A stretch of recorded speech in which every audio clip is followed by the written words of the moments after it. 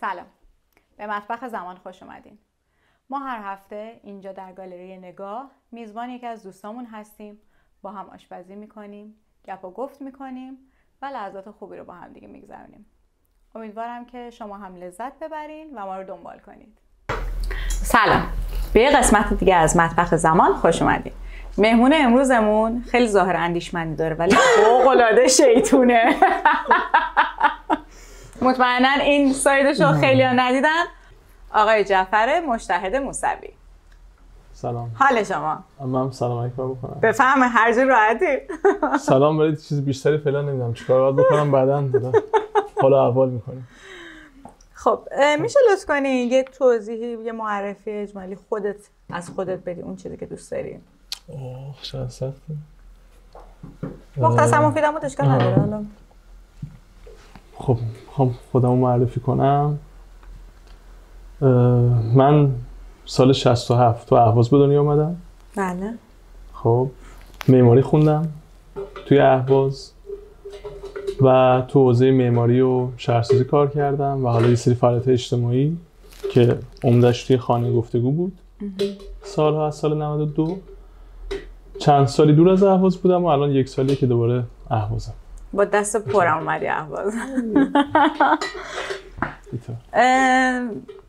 شما پیج داستان اهواز رو دارین، میشه به اون بگی کلا اصلا رسالت داستان اهواز چیه و اینکه ایدهش اصلا از کجا اومده؟ یه توضیح راجبش بده. منشون تو پس زمینه دیدم خندم گرفت. بفهمه. داستان اهواز سال 1400 پروژه‌ای بود به اسم ارائه ضوابط برای بافت تاریخی اهواز. وقتی راجع به کار دارم صحبت میکنم جدی دارم. ارائه ضوابط برای بافت تاریخی بود. در خودش نیست. سلام.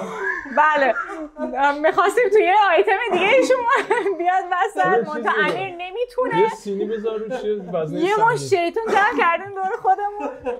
خب همین الان بگو چی برامون پختیه؟ چون که جعفر بافتگرد بود، یعنی که بافت شناس بود بیشتر، یه غذایی در نظر گرفتم. حالا یکی از دلایلش این که مثلا این غذا بود که جعفر وگنه.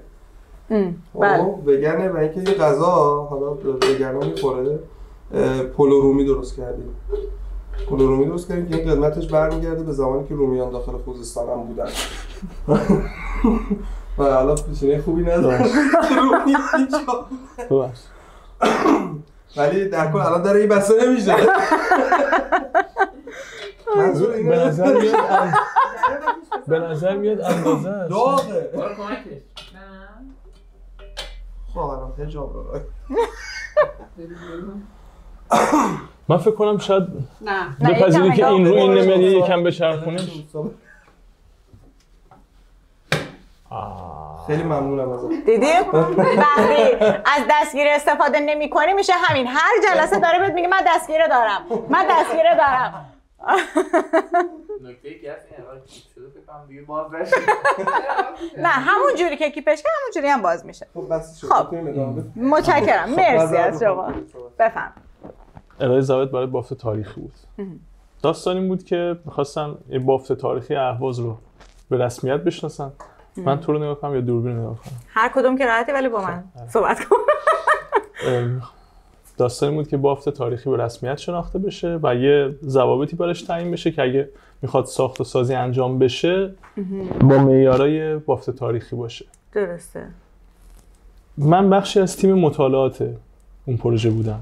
درست. و توی مطالعات پروژه ما دنبال این بودیم که اگه بخوایم بافت رو بشناسیم، بافت تاریخی رو بشناسیم، باید با مردم وارد گفتگو بشیم و مردم باید با قصه هاشون، با داستاناشون، روایتاشون باید به ما بگن که ماجرای بافت تاریخی چی بوده، گذشتهش چی بوده، الانش رو چجور میبینن یا چه رویایی براش دارن برای محل زندگیشون. و یا اینکه اگر هم کاری بخواد انجام بشه باید با مشارکت مردم باشه. این بود که گفتیم خب باید بریم ما تو بافت بچرخیم دیگه، بریم باشون ارتباط بگیریم، باید مردم شهر رو با بافت آشنا کنیم. یعنی باید بدونن که اهواز بافت تاریخی داره. اینجوری نیست که حالا چند تا بنا هست 3 گوش مثلا اونجاست فلان اونجاست، همشون هم درشون بسته است سوده میشه دیدشون. قبل از اینکه بافت تاریخی به رسمیت شناخته بشه باید بپذیرن که اصلا اهواز شهر تاریخی هست، یه ارزشایی برای محیط صنعتیش هم داره. یعنی در واقع اطلاع رسانی بشه به مردم یه جوری. آره یه پیج اینستاگرامی درست کردیم که همون اولم اشکان خیلی کمک کردن اول اهواز. بله. همون روزهای اول تا مثلا 500 نفر دنبالش میکردن ولی خب خیلی هم نبود. یه برنامه گذاشتیم تو اون صفحه، فراخوان دادیم که ما میخوایم بریم توی بافت تاریخی بچرخیم این قسمت ها رو. خب اون موقع یوما هم بود، مازیار پیج یوما رو داشت. خانواده شاد بود. یه اینجوری بود که دکتر مجتهد زاده و اون تیم مطالعات تو پروژه از اونور حمایت فکری میکردن. بله. از این برای یه عده بچه‌ای بودن که برای اینکه ما معرفی بشیم به شهر داشتن کمک میکردن. اولین برنامه رو که گذاشتیم مسیرمون از کارخانه ریسندگی تو همون شهر شروع میشد، کم کم می‌اومدیم تو بازار امام و چند تا مثلا گریز می‌زدیم میرفتیم تو فریاد این برای می‌دیدیم اون برای می‌دیدیم تا برسیم به سرای شیخ یا سرای بهبانی. بعد در نهایت کنار کارون. بله. کنار کارون که نشستیم بعد دیدیم که خب بچه‌ها نمیرن، خب برنامه تموم شد دیگه. بعد بودن همچنان گفتن که آقا خیلی خوبه این اتفاقه، بیایید ادامه بدیم. آره. اون موقع منصور و مرنوش و مریم و محسن و یه تعداد از دوستا بودن گفتن که بیایید ادامه بدیم، یه گروه شکل بدیم که با هم بریم تو شهر بچرخیم و شهر رو بشناسیم و این صحبت‌ها. دیگه گروه داستان اهواز اونجا شکل گرفت. این شروعش بود. چه اتفاق خوبی هم هست، چون من خودم مثلا تو 2 تا برنامه‌تون که بودم اصلا واقعا لذت بردم از دقیقاً همین که ما اصلا همچین اطلاعاتی راجع به شهر نداشتیم. همیشه میدونی و بیشتر هم اون نیمه تاریک رو میدیدیم. مثلا من که فقط گذری رد میشدم برفرض از آمری، فقط این قسمت که اصلا به اینجا رسیدگی نمیشه، چرا این محله مثلا خیلی جاهاش تخریب شده فلان و اما، ولی داستانش رو مثلا من نمیدونستم اینکه مثلا چه گذشته‌ای داره چه تاریخی داره و این چیزا واقعا اینا رو نمیدونستم و واقعا کار ارزشمند و خوبیه. حالا این نکته این فراخوانایی که میدین معمولا از چه دهه‌ای میان؟ یعنی قدیمی‌ها بیشتر استقبال میکنن یا دهه 80ها هم دوست دارن این داستانو نسل زد؟ اول ادامه چیزو بگم، ادامه ماجرای داستان اهواز و شکلی. آره حتما. من تو اون مقطع اهواز زندگی نمی‌کردم، میرفتم میومدم. گروه خیلی نتونست انسجام پیدا کنه تا زمستون گذشته ما تصمیم گرفتیم که جدی‌تر دوباره داستان اهواز رو دنبال کنیم و به صورت یه شرکت دانش بنیان ثبتش کنیم تو حوزه نوآوری اجتماعی. چند نفری بودن که ما رو به این سمت می‌بردن که حرفه‌ای‌تر کار کنیم. موقع مثلا وحید آقایی بود و حبیب بود و بعد با نمایشگاه پرسفید محمود به جمعون اضافه شد و ایمان و این که ما رفتیم به سمت ثبتش باز یه امکانایی برای ما ایجاد کرد. توی تابستون یه پروژه ما از شهرداری گرفتیم برای بازار کاوه. بله. که عنوانش ساماندهی سیما منظر بود، اینکه یه سایبون براش طراحی بشه و مثلا پیاده روش و اینا وضعیتش تغییر کنه. تو اون پروژه یه تیم اومدن به ما اضافه شدن، شاید حدود 30 نفر شدیم که از دل اون گروه انسجامش رو پیدا کرد. اونجا بود که کلی دوست به جمعون اضافه شدن با تخصص‌های مختلف و ساختار فعلیش این که ما تونستیم برنامه بافت کردی بذاریم به خاطر اون اتفاق بود که تو تابستون افتاد و بچه‌هایی که اونجا اضافه شدن. چه خوب. حالا که کیا میان بیشتر اتفاقا حالا ما تو مراحل ثبت شرکت به اون میگن که باید ایده یه چیز بدید اقتصادی بدید و ایده کسب و کار و اینجور صحبت. حالا چیزی که ما خیلی شوتیم هممون. بعد ما گفتیم خب چیکار کنیم؟ چند تا مشاور به معرفی کردیم، با مشاورا صحبت کنیم. یکیشون بهم میگفت که ببین چه قشری هستن بیشتر که دارن میان. ما دیدیم که بیشتر خانوما و خانمای جوونن بیشتر کسایی که میان. و دلیلش هم الان فکر میکنم که شاید بخشش این باشه که فضای شهر خیلی امن نیست برای گشت و گذار. بله. با یه تور وقتی میرن حس امنیت با آدمایی که مطمئن باشن شاید دلیلش این باشه. یا اونا نمیدونم شاید آقایون فکر میکنن که راحت‌تر خودشون میتونن شهر رو ببینن. شاید اینا باشه. حالا بین همه این تورا کدوم یکی از محله‌ها هست که خیلی دوست داری و ذوق میکنی از این که مثلا میخوای دوباره مردم ببری اونجا و براشون تعریف بکنی و لذت میبری از تکرار حتی این تعریف کردن؟ همشون رو واقعا دوست دارم، همه جایی که میریم چون ما از همون سال اول همه این مسیرها رو میرفتیم و همینجوری ذوقی هم شکل گرفت. یعنی تو گروه با بچه‌ها میرفتیم یه جایی میگفتیم خب اینجا خوب بود، همون میشد یه مسیری که ما بخوایم. چون بخشی از اون پروژه هم بود که ما یه سری مسیر گردشگری معرفی کنیم. آره، یعنی حتی آخرین برنامه هم که گذاشتیم باغ موین بود، باز شب قبلش یعنی روز قبلش با شقایق و جواد و غزل رفتیم تو باغ چرخیدیم، یهو یه جایی اضافه شد بهش. اینجوری. ولی آمری رو من خیلی دوست دارم. اون سالی هم که سال 80 و 90 بود، من تو سازمان بهسازی بودم، موقع کارشناس بودم، دانشجو بودم، به عنوان کارشناس کار میکردم اونجا. آمری پروژه ما نبود ولی خودم میرفتم با آمری سر میزدم، تو کوچاش میچرخیدم و به فکر میکردم که خب میتونه یه اتفاق اونجا بیفته. ولی خب اون چیزی که اون موقع تو ذهن اینا بود، یه پروژه‌ای که خوشبختانه به ثمر ننشست، این بود که میخواستن، گفتم مثلا 7 تا 20 متر اگه اشتباه نکنم، از اون جداره منتهی به ساحلی آمری رو از اول آمری تا برسه به خرم‌کوشک اون رو بیان تملک کنن، خراب کنن و 5 تا 7 طبقه ببرن بالا. یعنی ذهنیت دخالت شهرداری این بود اون دوره که خوشبختانه. یعنی مثلا مثل همون قسمت باغ موین هست که اون برج رو ساختن، منظورت مثل اونه؟ یه همچین چیزی، ولی یه پارچه با هم دیگه بخرن و خراب کنن. آها مثل حالت سازمانی‌ها که سری سازی ان، یعنی منظور اینطوریه. آره، حالا با مشارکت بخش خصوصی و هر چیز دیگه. یعنی نگاهشون در واقع، روایتی که اونا برای آمری دارن اینه که خب این یه محله‌ایه که کوچه پس کوچه آش نمیذاره ماشین بره توش، بعد مردمش برای همینم تو فقرن و بعد ما یه امکانی داریم که یه جاده ساحلیه روبروش کیانپارسه، چرا اینجا نیاد بلند مرتبه ساخته بشه که اینا هم رونق بگیرن و از جاده ساحلی هم مسئله ترافیکش رو حل کنن. نگاهشون اینه.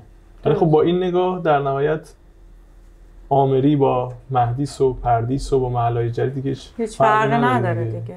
یه دفعه شما یه مردمی از اونجا میرونی، کلی آدم جدید میاری، چند برابر اونم جمعیت تو ساختمانایی که هیچ نسبتی با پیشینه اونجا ندارن. حالا چیزی که من فکر می‌کنم نجات داده آمری هم همین تاریخی هم پاک می‌کنی در واقع. چیزی که نجاتش داد همین کوچه‌های باریکشن. ولی خب چیزی که و من خیلی‌ها رو بردم تو این بافت، آدمای جور با جورا، یعنی از نوجوانا تا کسایی بودن که نویسنده بودن، پژوهشگر بودن، کارشون پژوهش تو حوزه معماری و شهر بوده، همه با آمری ارتباط گرفتن و همه گفتن بابا چرا اینجا دیده نمیشه. چون اون ذوقی که مخاطب میکنه تو آمری خیلی بالاست. من آمری رو خیلی دوست دارم. خب بعد الان در رابطه با همین نجات دادن این بافتا، کار رسمی هم تونستین الان انجام بدین؟ به جز حالا مثلا همون ثبت شرکت و اینا، کار رسمی هم از دستتون برآمده که بتونین انجام بدین؟ ببین تو بدترین حالتش ما اینجوری نگاه میکنیم که خب اینجا یه چیزی داره نابود میشه، یه ماجرایی داره تموم میشه، ما میخوایم تو یه نقطه ثبتش کنیم، مستندش کنیم. یعنی بگیم که ببینید تو پاییز یا زمستون 1403 این شکلی بود آمری با یه گذشته‌ای که اونو آورده تا اینجا. چه بسا زمستون بعدی نباشه. یعنی دست کم اینه که یه نقطه ثبت میشه یا مستند میشه. ولی بیشتر از اون نیاز داره که آدمای مختلف یا جریان‌های مختلف بیان کنار هم که قطعاً یه بخشیش دولتیه، یعنی شهرداری باید دخالت کنه. از اون نظر ما دنبال این هستیم که یه پروپوزال بدیم به شهرداری و یه پروژه باززنده سازی بتونیم برای آمری تعریف کنیم. ولی باز اون نگاه خیلی ترسناکه، اون نگاهی که اگه بخواد اتفاقی تو آمری بیفته اون 5 تا 7 طبقه ساختن است. تا اون ذهنیت عوض نشه نمیشه اینجا رفت با شهرداری صحبت کرد که اون ذهنیت هم الان مردمی دارن عوض میکنن که دارن یه پولی حالا هر چند خیلی نیست ولی به هر حال دارن هزینه میکنن، هر هفته دارن میان آمری رو ببینن. این نشون میده که پس اینجا یه خبریه، مردم دارن این شکلی به آمری نگاه میکنن، پس ما هم باید نگاهمون رو عوض کنیم. میگه پروژه باززنده سازی، درسته؟ خب تا حالا جایی اصلا توی اهواز همچین کاری کرده شهرداری؟ همچین حرکت مثبتی انجام داده؟ یه سری چیزا خوشبختانه مد میشه هر چند سال یه بار، یه سری واژه ها میگن حول اون میان پروژه تعریف میکنن و یه بودجه هم حول اون میاد. بله. الان یه چند سالی که باززنده سازی مده. حالا نمیدونم تو اهواز درست خاطرم نیست که تو لشکرآباد چنین کاری کردن یا نه، الان تو ذهنم نیست، ولی در واقع انجام نشده میتونیم بگیم.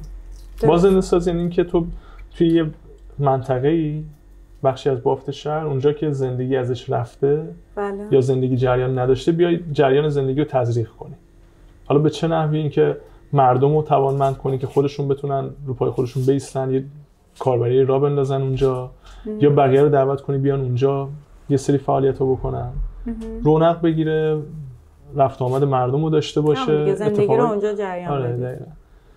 اینه داستانش. ولی اون موجه هست خوشبختانه، اون مد شده از بله اون. بله. حالا این ور دیگه هنر ماست که بتونیم از اون جریان مد استفاده بکنیم و پروپوزال خودمون رو بدیم و بتونیم چه این پروژه‌ای رو به ثمر فکر می‌کنم همون یکی از نقاط قوت مثلا این داستانی که بتونیم مثلا حالا حمایت‌هایی که بتونیم کسب کنیم دقیقاً نسل زده، چون فوق‌العاده این بچه‌ها دغدغه همین چه محیط زیست چه تاریخ، حتی این زنده نگه داشتن این هویت فوق‌العاده، برخلاف مثلا راحت باشین شما راحت باش من اشکم داری در میاد، برخلاف خیلی از دهه‌های دیگه که مثلا حالا درگیر چیزهای دیگه بودن و این قسمت از ذهنشون رفته بود، این نسل فوق‌العاده به این چیزا ارزش میدن. من به نگاه کردم و دوباره نه من خیلی آروم وایسادم، خیلی یعنی خیلی آروم وایسادم. خب اون الان درست بود، الان دوباره این کاری که کردی من دیدم خیلی داستان یه ذره بدشین جلو، خیلی داستان فرهنگی اصلا صحبت نکردم. آره خوبه همینجوری. اوکی عالی. همین پایین لباستو بکش. نه پایین لباستو بکش که این صاف. آره خوبه عالی. الان لباسش دفرم هم میشه. خب همین کام شرکت با تو دستشون. چشم. من خیلی داستان فرهنگی. حالا آمریک نرفتم. چرا رفتم باشه؟ همون بازار آمری اسم بازم زیاد رفتم. خب نه نظر بده راجبش که مثلا چه بازار مثلا حالا که از آمری گذشتیم شرمنده دیگه نمیتونی راجبش صحبت کنی. مثلا متریالی که ما آشپزا می‌خریم سر از بازار روز آمری می‌گیریم. خب دیگه دیر اومدی عزیزم، دیگه بذار تو بحث بعدی شرکت کن.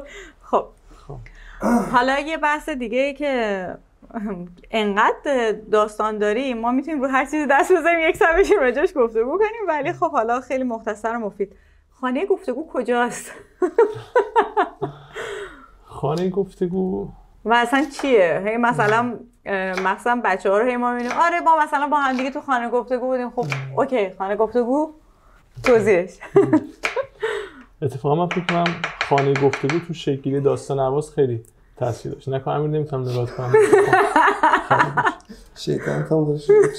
خانه گفتگو تو شکلی داستان اهواز خیلی تاثیر داشت. من اگه الان گریه کنم به خاطر پیاز، به خاطر یادآوری خانه گفتگو نیست. ما هم از اولم آواره بودیم، واقعا هیچ جایی هم نداشتیم. یه فضاست در واقع. یه مدت تو خونه بچه‌ها جلسه می‌گرفتیم. تو تابستون 92 یه عده‌ای دور هم جمع شدن و یه تابستون راجع به این صحبت می‌کردن که خب ما دوست داریم با هم دیگه کار کنیم، چه کاری انجام بدیم. هر هفته یه نفر میاد یه موضوع ارائه میداد. بعد چند ماه گفتیم خب با توجه به موضوعا کدومش رو انتخاب کنیم. تو چند تا از موضوعا یه چیزی از گفتگو بود و بعد ما به این نتیجه رسیده بودیم که خب انگار که ضعف ارتباط هست یا چرا ما نمیتونیم کنار هم یه جریانی رو پیش ببریم یا چرا ما گروه‌هایی داریم که با هم دیگه تعارض دارن تو شهر. آره. گفتیم که اصلا خود گفتگو یا دیالوگ میتونه موضوع ما باشه و اینجوری بود که هنر بالا گفتگو پایینی توش نبود. یعنی حتی سمت‌ها رو که تقسیم می‌کردیم می‌نشستیم دور هم، خب تو چه کار میتونی بکنی، فعلا تو این مسئولیت رو داشته باش، به همین شکل. یعنی همه چیز برابر و دیالوگی پیش میرفت. داستان اهواز هم دقیقا همین شکلی به وجود اومد. من باز یعنی هنوزم تو گروه اینکه کی چقدر داره تاثیر میذاره خیلی روشن نیست، چون همه دارن به سهم خودشون تاثیر میذارن. اسم داستان اهواز از کجا اومد من دقیقا تو ذهنم نیست. یادم مازیار یه چیزی گفته بود، بعد رولا یکم تغییرش داد. میدونی هر چی جلو میریم انگار که همه دارن یه چیزایی بهش اضافه میکنن که بگی داستان اهواز رو این شکل داد یا خانه گفتگو رو این شکل داد، نداریم و این امتیاز این دوتا گروه اصلا اگر غیر از این بود که کلا داستان زیر سوال بود دیگه. چون دقیقاً بحث همینه که داریم میگه راجع به هنر گفتگو و اینکه مثلا بچه‌ها بتونن با هم تعامل داشته باشن، دقیقاً پس نشون دهنده همینه که گروه دقیقاً تو جای درست قرار گرفته. وقتی بیسش به قول شما مثلا از یک نفر شروع نشده باشه و جمعیت این کار کرده باشن. حالا یه سوال، پرحاشیه ترین داستان یا بحثی که تو خانه گفتگو داشتین چی بوده؟ میتونم بگم؟ قابل پخش باشه. ما فصل بندی داشتیم. فقط من یه نکته بگم که مسئولیت تمام حرفای گفته شده به عهده آقای جعفر مشتاقی هستش. من هیچی گردن نمیگیرم. خیلی حالا چیز نیست من گفتم. ما از یه دوره‌ای اومدیم فصل بندی کردیم گفتگوامون رو تو خانه گفتگو. ما هر هفته جلسه داشتیم و یه کارگروهی داشتیم که موضوع جلسه ها رو مشخص می‌کرد. کارگروه دیگه هم داشتیم، کارگروه فرهنگی و مثلا با بچه‌های رفتگران طبیعت کارگروه فرهنگیمون برای مشترک می‌ذاشت که می‌رفتیم اردو و سفر این چیزا. کارگروه تولید محتوا، اسمش تولید محتوا بود نمیدونم یا کارگروه چی بود اسمش الان فراموش کردم، موضوع جلسه ها رو تعیین می‌کرد. بعد فصل بندیش کرده بودیم، میگفتیم که خب این فصل که مثلا شامل 4 جلسه ممکنه بشه، فصل فلان موضوع. اون فصلی که فصل زنان بود پرحاشیه بود که خیلی گفتگوهای جنجالی به وجود می اومد و یه فصل راجع به تابوها بود. استرس اینو گرفتم. نپاشی رو. یه فصل راجع به تابوها بود. و مثلا یکی از تابوهایی که راجبش صحبت شد این بود که چرا راجب مسئله قاعدگی نمیشه صحبت کرد تو جامعه. بله. اونم مثلا برای خیلیامون اولین بار بود که با دیگران داریم درباره‌اش صحبت میکنیم. مثلا اظهار نظر آقایون خیلی جالب بود. خانوما که مثلا وضعیت خودشون میگفتن و اینکه چه رنجی رو دارن تحمل میکنن بابت اینکه نمیتونن راجبش حرف بزنن. بله. و به نظرم اتفاق خیلی تازه‌ای بود تو اهواز، تو اون جمع راجبش صحبت شد. حالا این گفتی، این فعلا تو ذهنمه. یه چیز دیگه هم بود، یادم نیست موضوع چی بود، ولی راجب مهاجرای افغانستانی و عراقی صحبت شد که خیلی داشت به سمت دعوا میرفت. داشتیم گهگداری، ما میگفتیم که داریم دیالوگ میکنیم و اصلا کارمون اینه که جلسه رو طوری هدایت بکنیم که اون نظرات کاملا متضاد یا متعارض بتونن بیان کنار هم و دست کم همدیگه رو بشنون. ولی وقتایی هم میشد که از دستمون در میرفت و یه نفر رو برداره داد میزنه، ولی باز انقدر پیوندا قوی بود و انقدر همدیگه رو پذیرفته بودیم که تاب می آورد در واقع گروه این ماجرا رو. خب حالا یه نکته دیگه، شما هیچ هایک هم کردین. اول یه توضیح راجع به این که هیچ هایی که درست اصلا چی هست و چطوریه برای مثلا حالا کسی که ممکنه تا حالا باش آشنا نشده باشه و یه تجربه حالا جالب یا با نمک ازش. من نمیدونم هیچ هایی چی. الان بهت میگم. یه تجربه جالب حالا یا با نمک اگر در رابطه باش داری خوشحال میشیم بشنویم ازت. صدای مشکل نداره، بفهم. من یه دونه من بدون خیش خوش میکنم. حالا من هیچ هایکر نبودم هیچ وقت که شاید بچه‌هایی که هستن تو اهوازم خیلی سفر کرده باشن بتونن چیز جالب‌تری تعریف کنن، ولی اون دوره چند تا اتفاق پشت سر هم افتاد. یکم هم مد شده بود هیچ هایک، به کوله گردی مد شده بود. بعد چند نفری بودن، چند تا بلاگر بودن که راجبش می‌نوشتن، یه فضایی درست شده بود که نمیدونم من خیلی می‌دیدم تو جاده. انگار بعد از کرونا یهویی کم شد. یا مد شب یا هر چیزی. اهواز بکنم من تنها کسی که دیده بودم این کارو می‌کرد، یعنی مثلا تو فضای مجازی در واقع می‌دیدم، فکر کنم مازیار بود که این کار رو خیلی جدی انجام میداد با رسول کردی. رسول. آره. بعد خب یه جامعه‌ای هم شکل گرفته بود حول این موضوع، مثلا بچه‌های سفری و همدیگه رو میشناختم. این یارو که توی ارومیه است، اون کسی که مثلا توی سیستانه رو میشناسه مثلا، و اتفاقی همدیگه رو مثلا تو بوشهر میدیدن، دوره همون همدیگه رو تو رشت میدیدن. یه فضای جالبی بود. بعد قبلتر از اون کوچ سرفینگ هم بود که میزبان میشدن، باز یه عده از اونجا همدیگه رو میشناختن. یه دفعه تو مثلا میانه دهه 90 95 96 یهو ترکی این موضوع، یه جمعیت زیادی انجامش میدادن. منم یه تقریبا تو بازه زمانی 2 سال چند تا سفر اینجوری رفتم.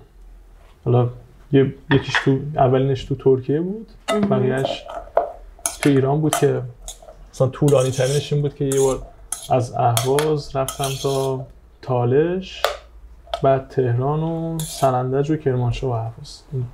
طولانی ترینش بود. اون رو بخوام بگم اتفاق جالب، مثلا خود یعنی یه چیزی که من میتونم بگم گرفتم از اون دوره، یه تجربه تازه‌ای که برام داشت، این مواجهه متفاوت با آدما بود که بخشی شما تو دیالوگ تجربه کرده بودی، اینکه انگار یه حصاری شکسته میشه و تو میتونی یه جور دیگه‌ای با اون آدم برخورد کنی، ارتباط بگیری. آره درسته. خب همینم یه اتفاقات ترسناکی هم آره در پی داشته. پیش اومده برات اتفاق ترسناک؟ آره یه بار. میخوای راجع بهش صحبت کنیم یا نه؟ آره میگم چیز خاصی هم نیست، یعنی منشوری نیست که نخوام بگم. تو ترکیه بودم، اولین هیچ هایکم بود. میونه کلامت سبک سفر میکنن تا جایی هم که میتونن چیز میکنن، درسته؟ مثلا با کمترین امکانات، هم کمترین امکانات هم بدون هزینه است. مثلا یکی مسیرش باشه، مثلا میگن خب اگه مسیرتون مثلا میتونی منو ببریم بدون هزینه. آره ماجراش اینه که تو با پول نباید با اون برخورد، یعنی سوار ماشینی که میشی اگه واسطتون پول باشه دیگه یه چیز دیگه میشه، تو میشی مسافر. آره مثلا در واقع چیزی که تبادل میکنی مکالمه، فرهنگ یا حتی معاشرت، در واقع چیزی که این وسط تبادل میشه اینه. چیزی که بهایی که مثلا پرداخته میشه در واقع اینه، فقط هم این نیست که مثلا به چیز بکنی. خب ممنونم از توضیحات. توی ترکیه الان میتونم بیشتر درک اولین هم خواستم چون این تجربهشو بتونی درک بکنی گفتم دوباره بشید. اولیش بود. بعد تو اینستاگرام سال 95 بود فکر کنم، تو اینستاگرام گشته بودم، یکی رو پیدا کرده بودم، این پسر ایرانی که تو ترکیه چای کرده بود. بهش پیام دادم، گفتم که فلانی من میخوام این کارو بکنم، بعد تجربهشم ندارم مثلا تو ترکیه. گفت خب این کارو نکن، برو ایران اونجا تجربه پیدا کن بعد بیا. منو خف کردن، کولم آوردن، فلان کردن، تو تجربه نداری نه اینجا این کار انجام نده. و من دوست داشتم اون بخش سفر رو برم و پولم واقعا دیگه ته کشیده بود و از اون بر هیجان اون ماجراجویی هم داشتم. گفتم خب دیگه برم دیگه، حالا توضیحاتش رو داده، حالا استفادهش هم کردم، ولی من میرم. توی ماشین سوار شدم، من جلو کامیونا میایستادم، هیچ کدوم سوارم نمی‌کردم. بعد هیچ هایکرها لباسای جذاب میپوشن، معمولا رنگی که مشخص باشه، یارو براش جذاب باشه، بگه ای این آدم باحاله، من سوار کنم ببینم چی میگه، ماجراش چیه. من با یه کاپشن توسی، با یه کوله خاکستری، اصلا شبیه ماجرایی شده بودم که اصلا از مرز به زور خودشون رد کردن رسیدن به اون نقطه. هیچکی سوارم نمی‌کرد. نزدیک 3 ساعت، بعد 3 ساعت یه سواری برام دست تکون داد، گفت بیا. 2 نفر جلو بودن، من رفتم پشت سرشون نشستم. آقا این رفت یه جا گفت که به رفیقش گفت برو 3 تا سودا بگیر برای مثلا 3 تا برای همون دمش گرم دیگه تو پمپ بنزین. رفیقش پیاده شد رفت گرفت آورد، بعد شروع کرد باز کردن. من یه لحظه تو آینه نگاه کردم، دیدم یه چیز نقره‌ای داره برق میزنه. بعد نگاه کردم دیدم هفتیره. ببین ریدم تو خودم برانس و گفتم که ببخشید چی کاری بود کردی؟ خب گفت نرو چرا؟ چه مرضی بود؟ چه دردی؟ حالا چی شد؟ بیا همینو می‌خواستی؟ خب بیا مثلا گوشیتو بردم، معلوم نیست چه بلایی سرت بیارم، کی هستی؟ کی میدونه تو اینجایی؟ بعد هیچی دیگه همینجوری و انقدر ناگوار بود چرا نه گریم میومد نه میتونستم کاری بود، هیچ چیزی همینجوری شوکه بی‌دست شده بودم، همینجوری یه لبخند احمقانه دیدم. بعد اون یکی راننده یهو تو آینه نگام کرد، گفتش که فلان چیکار داری میکنی با خنده؟ خب این که مثلا قالب تویی کرد. حالا من دست و پا شکسته ترکی چیزایی میفهمیدم، اونم ترکی انگلیسی صحبت میکرد که مثلا من متوجه بشم. من گفت بابا ما پلیسیم. گفت پلیسیم بیچاره زندگی برگشت دوباره رنگ گرفت.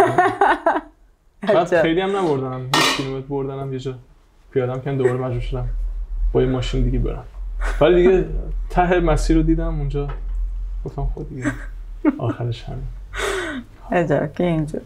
باز خدا رو شکر سالم برگشتیم. حالا این چیزی توی این سفرهایی که کلاً داشتین، حالا تو خوزستان گردی، حالا به خارج از خوزستان خیلی کار ندارم، حالا اون مبحث جداست، بیشتر تمرکزم روی خوزستانه. خوزستان جای بکر و زیبا زیاد داره که دیده نشده. جایی هست که بخوای مثلا مخصوصا الان که فصل گشتن توی خوزستان هوای خوبی داریم، جایی هست که بخوای پیشنهاد بدی که برن، حالا چه بکر باشه چه جای خاصی باشه؟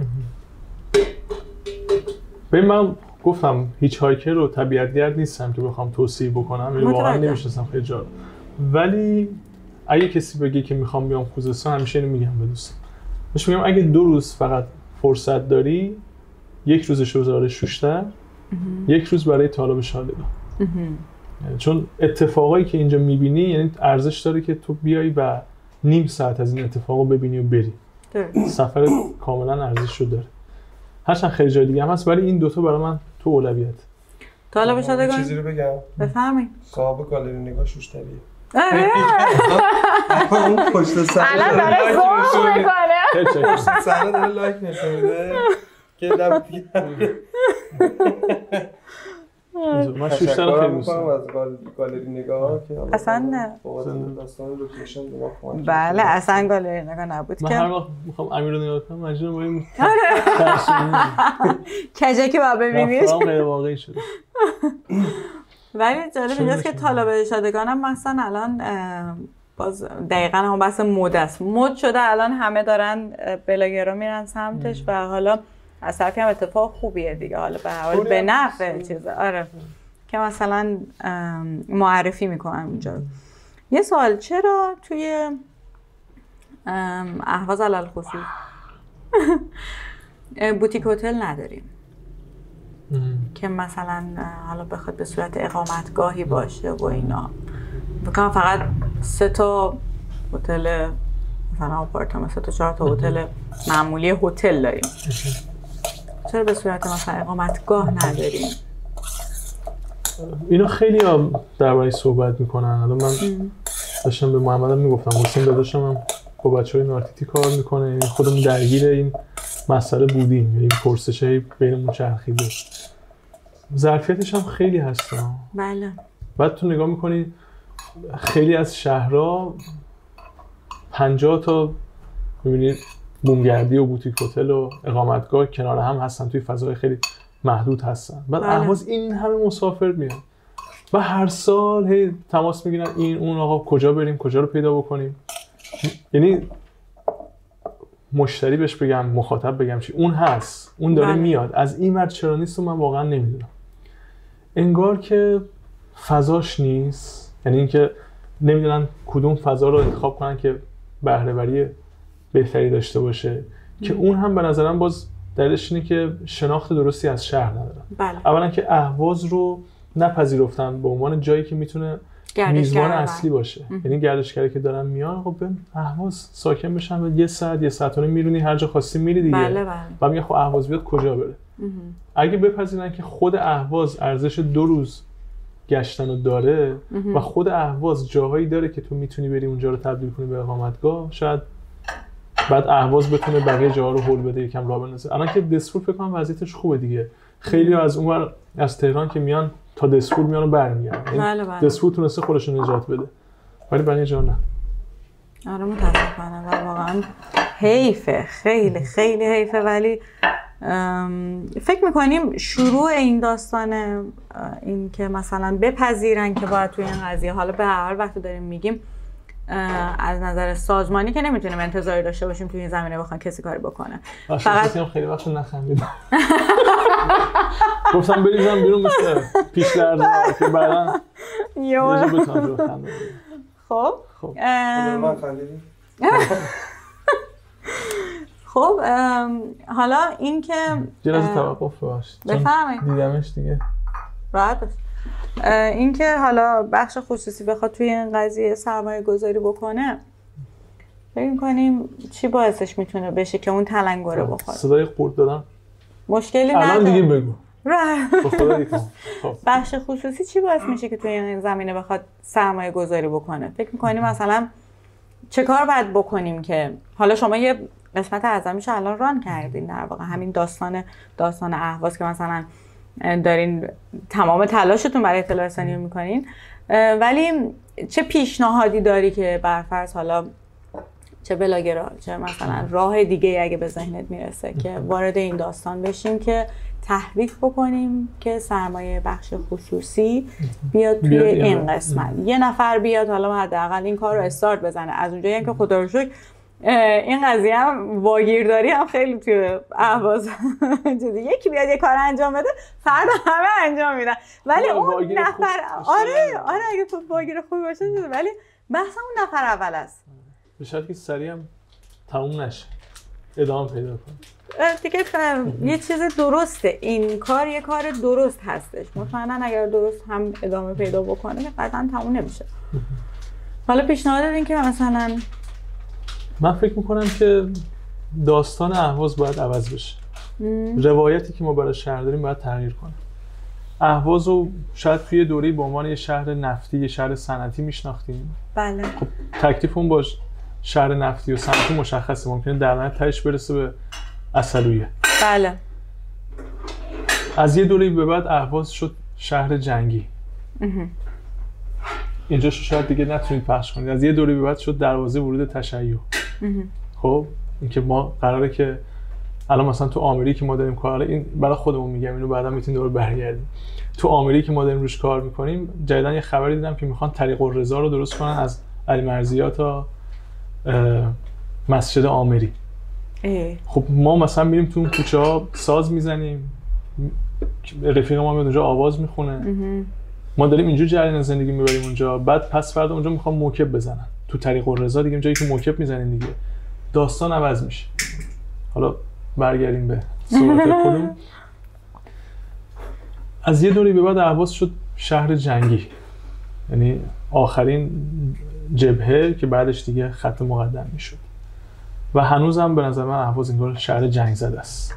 حالا انگار که الان داره این دو تا روایت شهر نفتی و شهر صنعتی و شهر جنگی رو هم دیگه ترکیب میکنه و فکر میکنم که جریان زندگی از اهواز رخت بربسته دیگه، رفته. اون شهر تاریخی ازش جدا شده در واقع. به طور کلی جریان زندگی یه محیط صنعتی که ما باید یه دوره توش بگذرونیم و بریم تمام بشه بره دیگه. شهر جنگ زده هم هست. روایت دیگه روایت زندگیه، یه روایت اهواز تاریخیه، شهری که سالها زندگی توش جریان داشته یا زندگی رو طلب میکنه در خودش. لازم نیست خیلی هم پیشینه تاریخی داشته باشه که داره البته. بله. با این روایت، با این داستان و اهواز یه جوری دیگه نگاه میکنم. با این روایت دیگه آمری اونجایی میشه که پس همین کوچه پس کوچه ها و پلاک سنگیاش ارزشمنده. خب امیر جان غذا آماده شد. امیدوارم خوشت بیاد از این غذا، چون وگنی و تمام محتویات داخلش حالا بر پایه اساس آدمای وگن. سبزیجاته. خدمت شما خواهش می‌کنم. خوش صحنه برنامه قول داده بودم به غذا میدم. یه لحظه بردمش چرا ترسیدی؟ ضعف کردی یه لحظه فکر کرد بهش غذا نمیدیم. الان میتونیم بخوریم یا باید صبر کنیم؟ بفرمایید میتونی بخورید. نوشابه برای مونا میذارم. البته مونا هم فکر کنم رژیمه. بله حالا برای خوشگلی میذاریم. این برای قشنگی میذاریم اینجا. هم میذارم هم برات آب میارم. نمیخوام من مثل رونالدو بود میگفت نوشابه رو برای آب بیار. تبلیغات. یه سوال دیگه. دم دیگه. آقا اینو چش یکی دیگه هم هست. بذار برای من. یه دو تا سوال به خدا قول میدم آخر. نه بخور. چجوری کار؟ یه قاشق بخور. خیالم راحت بشه. من شما صحبت می‌کنیم برای بچه‌های پشت صحنه. نظرت هم راجع به غذا هم بگو.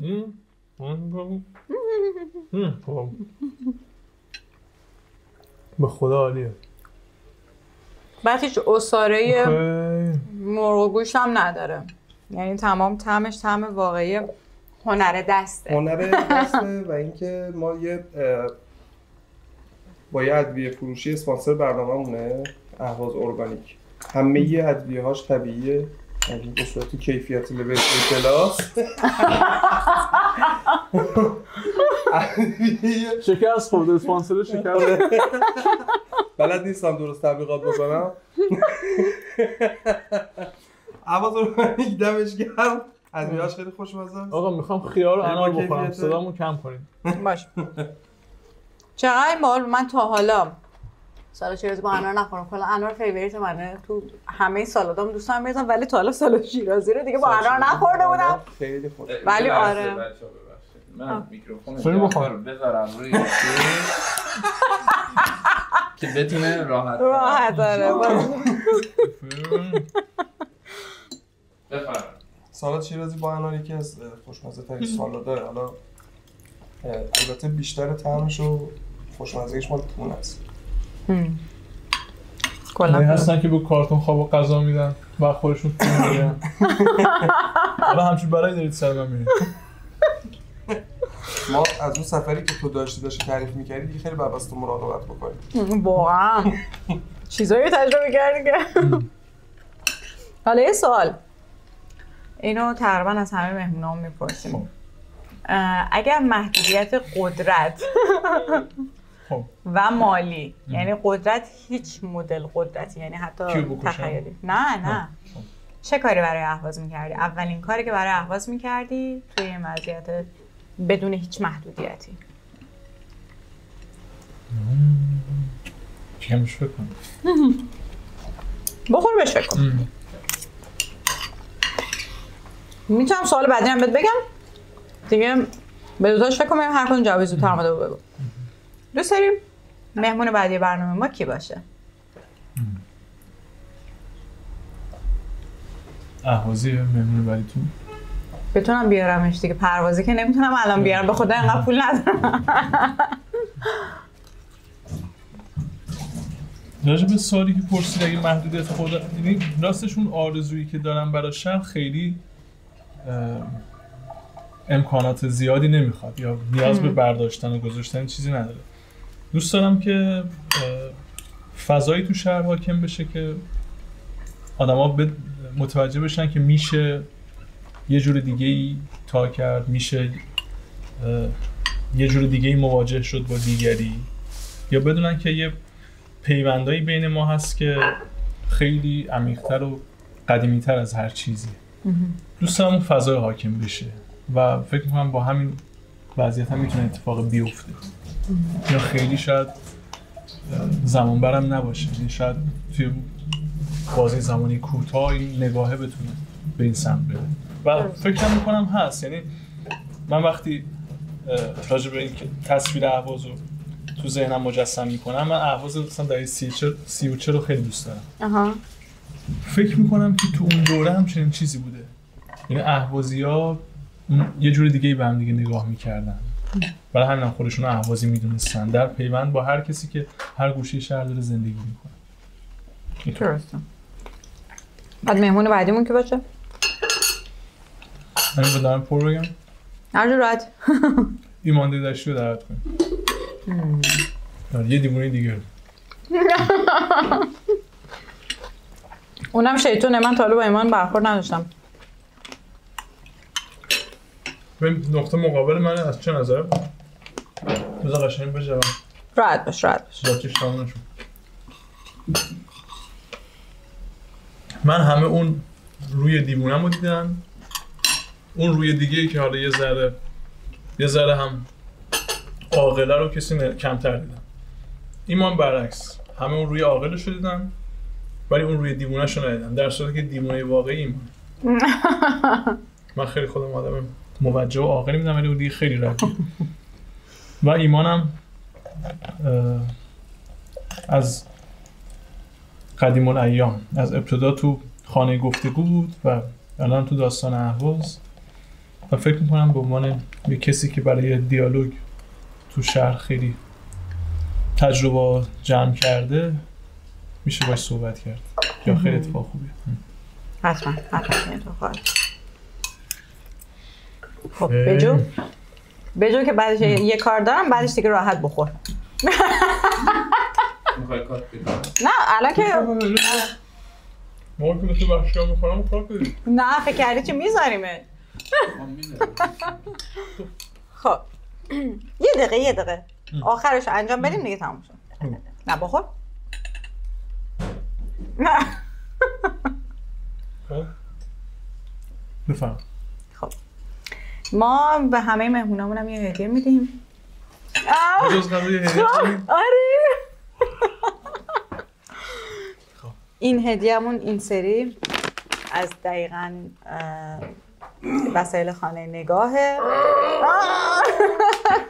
ببین نه این جایزه کسیه که جلوی خودشو میگیره با وجود اینکه اینجا دوربین نداره.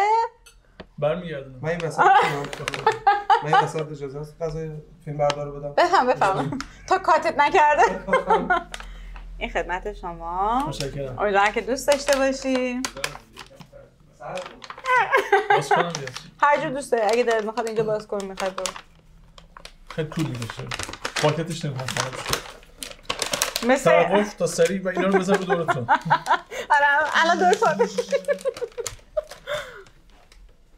پسر هر کدومش باشه خوبه. ولی اگه مثلا با همه یه چی چیزی اینجا دیگه خوبه. کامل میشد من اونم برمیدارم. مثلا اگه فنجون بود نربکیش هم پیدا میکنم برمیدارم.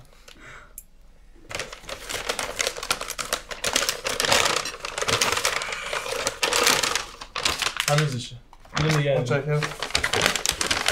باشه نه نگه میدارم برات. دارم برات پاکت درست کنم. ما همینجا بودیم چرا بسته بندیش کردیم. آروم فقط نیفته بشکنه. فکر نمی‌کنم تو همینجا بخواد بازش کنی. خودش کامله. بله فکر کردی چی؟ مبارکه. بعد اینجاشه. آره اینجاشه وسط نیست. خدا خیلی خوب. مبارکت باشه. متشکرم.